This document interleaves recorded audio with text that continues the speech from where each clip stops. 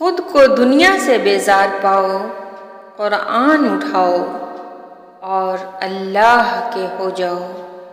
سر اٹھا کر رب سے نہ ملنے والی چیزوں کا تقاضا کرنے سے پہلے سر جھکا کر رب سے ملنے والی نعمتوں کا شکر تو ادا کر لیں۔ دعا کی قبولیت آواز کی بلندی نہیں بلکہ دل کی تڑپ کا تقاضا کرتی ہے، کیونکہ دعا صرف الفاظ کا مجموعہ نہیں بلکہ روح کی طلب و کیفیت کا نام ہے۔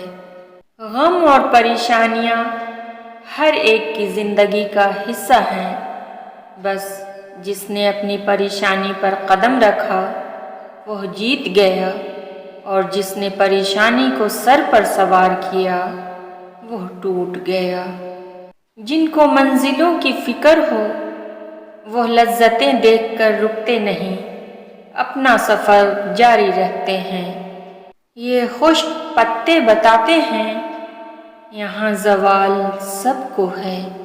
گندم کے دانے کا دو حصوں میں تقسیم ہونا ہمیں سبق دیتا ہے کہ جو رزق تمہارے رب نے تمہارے پاس پہنچا دیا ہے اس میں دوسروں کا حصہ بھی ہے۔ ان کے دل ہمیشہ روشن رہتے ہیں جن کی زبانیں اللہ پاک کے ذکر سے تر رہتی ہیں، اور اللہ واقف ہے میری نیت سے، میں نے کبھی کسی کا برا نہیں چاہا۔ کامیابی کا سفر نماز اور قرآن کے بغیر ادھورا ہے۔ تو گناہ سوچتا ہے گناہ نہیں ملتا، تو نیکی سوچتا ہے نیکی مل جاتی ہے۔ دیکھ تیرا رب کتنا مہربان ہے۔ بے شک اللہ کے ذکر سے دلوں کو اطمینان حاصل ہوتا ہے۔